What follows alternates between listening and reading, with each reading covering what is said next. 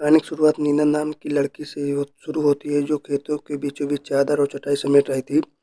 और उससे थोड़ी ही दूर पर एक आदमी बैठा पैसे गिन रहा था। इसके कुछ देर बाद नीना एक पेड़ पर दिखती है। यहाँ एक आदमी उसकी गुफा में धमाके कर रहा था। इधर नीना की गुफा में धमाके हो रहे थे तो वहीं दूर के पेड़ के पीछे बैठा आदमी डायरी पर कुछ लिख रहा था। जल्दी ही आदमी ने अपने गन्ने का रस निकाल दिया, जिसके बाद नीना अपने बदन को ढकती हुई उसी आदमी के पास आ गई जो डायरी पर कुछ लिख रहा था। असल में नीना पैसे लेकर आदमियों का रस निकालती थी और यह आदमी नीना का चाचा था। ये लोग काफी गरीब थे, इसलिए घर चलाने के लिए नीना जिस्म बेचने काम करती थी और उसके चाचा ग्राहकों का इंतजाम करता था। नीना एक दिन में कई मर्दों की शांति करती थी ताकि ज्यादा से ज्यादा पैसे कमा सके। वो फ्रेश होने का सामान अपने झोले में रखती थी ताकि हर बार फ्रेश होकर अगले ग्राहक से मिल सके।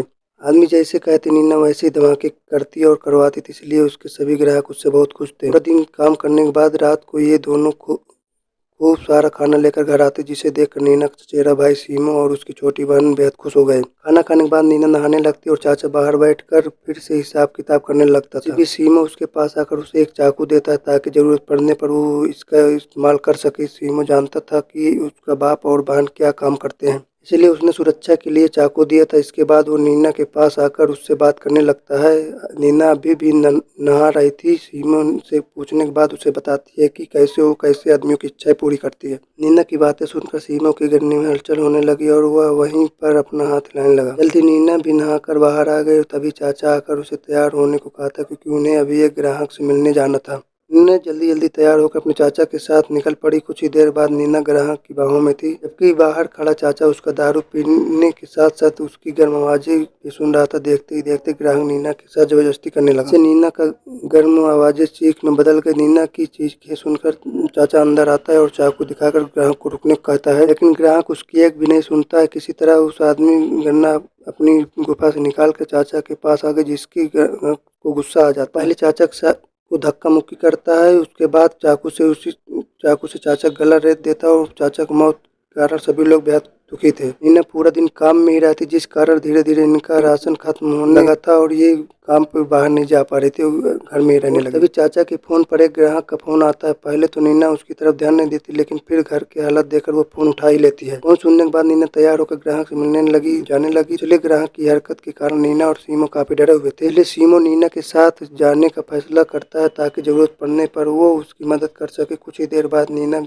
ग्राहक के साथ जंगल में मंगल करने लगी। सीमो अपने बाप की तरह डायरी में हिसाब किताब लिखने लगा। इसके बाद नीना एक ही दिन में कईयों धमाके करवाती है। शाम को जब वो दोनों घर वापस जाने लगे तो नीना एक ग्राहक के बारे में याद आता है, तो उसे पैसे काफी लेना था। दोनों उसके पास पहुंचे तो उन्हें पता चले कि वो इनके गाँव का सबसे अमीर साहूकार है। साहूकार चाहता है कि नीना उसके बेटे जियो को एक मर्द बनाए, उसकी बंदूक की मालिश कर अपनी गुफा में चलवाए, क्योंकि मशहूर साहूकार का बेटा लड़कियों जैसा था। साहूकार नीना को मुंह मांगी कीमत देने को तैयार था, लेकिन साहूकार की एक शर्त यह थी कि इसके बारे में किसी को पता भी नहीं चलना चाहिए। अब नीना और जियो एक कमरे में आते हैं। यहाँ आते ही नीना जियो को गर्म करने लगे, लेकिन जियो बीच में ही उसे रोक देता है। नीना को पैसे चाहिए थे और वो अपने बाप को खुश करना चाहता, इसलिए वह दोनों एक योजना बनाते। योजना के अनुसार नीना ऐसी आवाज निकालेगी जिसे सुनकर साहूकार को लगे कि जियो नीना की गुफा में धमाके कर रहा। दोनों की योजना काम कर गई और साहूकार भी खुश हो गया। साहूकार को खुश कर दोनों भाई बहन घर आते। अगले ही दिन सीमो ने पूरे गांव में खबर फैला दी। नीना पैसे लेकर अपने रसीले तरबूज पर रस पिलाती है। यह सुनकर बहुत सारे लोग नीना का स्वाद चखने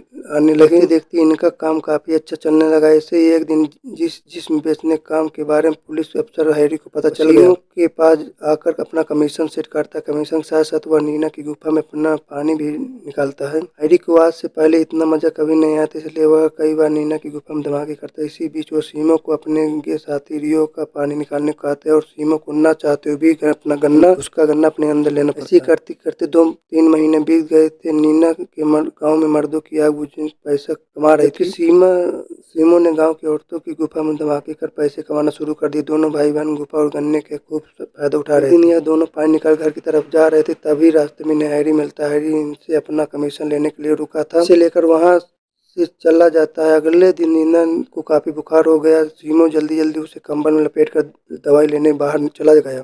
इसी दौरान हैरी भी गांव में चक्कर लगा रहा, तभी उसकी नज़र एक जवान लड़की पर पड़ती जो कॉलेज से अपने घर जा रही थी। हैरी का उस पर दिल आ गया और वह उसका पीछा करने लगा। लड़की घर आकर अपने कपड़े बदलने लगी और हैरी छुपकर उसे देखने लगा। दूसरी तरफ हैरी का साथी रियो ने पूरे नशे में था, तभी उसकी मुलाकात सीमो से होती है और सीमो को अपना पानी निकालने को कहता, लेकिन सीमो को कुछ खास करना नहीं पड़ता क्योंकि रियो काफी नशे में था। सीमो के पास नीना की दवाई के लिए पैसे कम पड़ रहे थे, इसलिए वह रियो के पैसे और उसकी गाड़ी निकाल लेता है। इसके बाद वह उन पैसों से दवाई खरीदता है और घर जाकर अपनी बहन को देता है। नीना ठीक तो हो रही थी, लेकिन अभी भी वह काम पर नहीं जा सकती, इसलिए सीमो जियो को नीना का ख्याल रखने के लिए बुलाता है और खुद पर काम पर निकल जाता है। सीमो पूरा दिन गांव की औरतों की गुफा में धमाके कर जब घर वापस जा रहा तो हैरी उसे पकड़ लेता है। उसके साथी की घड़ी चुराई थी। पहले हैरी उसे खूब पिटाई करता है, फिर उसे जेल में डाल देता है। इससे जेल में वो कॉलेज वाली लड़की भी थी जिसका हैरी पीछा कर रहा था। हैरी उसकी गुफा में अपने गन्ने का रस निकालना चाहता था और वो भी लड़की की सहमति से, इसलिए उसे अभी तक उसे हाथ नहीं लगाया था। दूसरी तरफ सीमो के घर न लौटने पर नीना की चिंता बढ़ गई। खाने पीने को कुछ भी नहीं था, जिस कारण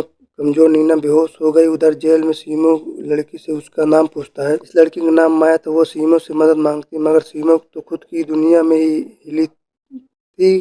उन दोनों को इस बातें को देखकर हैरी को गुस्सा आ गया। माया को डराने के लिए वो सीमो की पिटाई कर देता है, साथ ही उसने माया से दूर रहने की धमकी भी देता। कुछ देर बाद हैरी के साथ सीमो की डायरी लगती है, जिसमें नीना के ग्राहक नंबर और पूरा हिसाब किताब लिखा हुआ था। वो सीमो के पास आकर उससे कहता है कि अगर तुम्हें यहाँ से बाहर निकलना है मुझे पैसे दे दिए होंगे, मगर सीमो के बारे में पैसे नीना के इलाज में खत्म हो चुके थे। अब नीना के एक ग्राहक को फोन कर माया के साथ मजे करने को जेल में बुलाता है, मगर जब वो आदमी जेल में आया तो हैरी ने उससे पैसे लेकर उसे भगा दिए। सीमो हर हाल में माया को बचाना चाहता है, इसलिए वह कुछ सोचकर हैरी से एक सौदा करता है और वो कहता है कि माया को मनाने के लिए मैं और मेरी बहन तुम्हारी मदद कर सकते हैं। हैरी को उसकी बात सही लगी और वह जल्दी जल्दी नीना को अपने पास आने को कहता है, लेकिन नीना के आते ही वो उसे माया के साथ जेल में डाल देता है। नीना को कुछ समझ नहीं आ रहा था कि यहाँ क्या हो रहा है। उसके पूछने पर हैरी उसे पूरी बात बताता है कि तुम्हें माया मेरा पानी निकालने के लिए तैयार करना है। अगर तुम्हें यह काम कर दिया तो मैं तुम्हें और तुम्हारे भाई को छोड़ दूंगा। अब न चाहते हुए भी नीना माया को तैयार करने लगी। माया तैयार होती है, हैरी उसे अपने पास बुलाता है। वो पहले उसके साथ प्यार प्यार करता है, लेकिन अब जबरदस्ती उसकी दोनों टांगों को उठाकर गुफा में धमाके करने लगा। इससे माया की चीखें हर तरफ गूंजने लगी। अपना काम खत्म कर वो माया से फिर से जेल में डाल देता है। रात को जब वह फिर से माया को लेने आया तो नीना उसे रोकती है। माया को आराम की जरूरत है, इसलिए नीना कहती है मैं माया के सामने तुम्हारे गन्ने की सवारी करूंगी ताकि माया सब सीख सके। हैरी उसकी बात मान जाता है। नीना उसे मजे की सैर करवाने लगती है, लेकिन जैसे ही उसका होने वाला होता नीना चाकू से हैरी का गला काट दिया।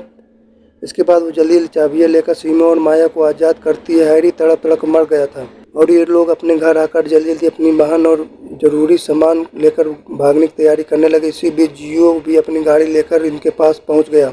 वो भी इनके साथ भागने वाला था ताकि वो अपनी जिंदगी अपनी मर्जी से जी सके। अगली सुबह ये लोग गांव से काफी दूर निकल आए थे। सीमो को माया पसंद आ गई थी और माया भी उसका हाथ पकड़कर साथ खुश भी थी और इसी के कारण इस कहानी में यहाँ अंत हो जाता है।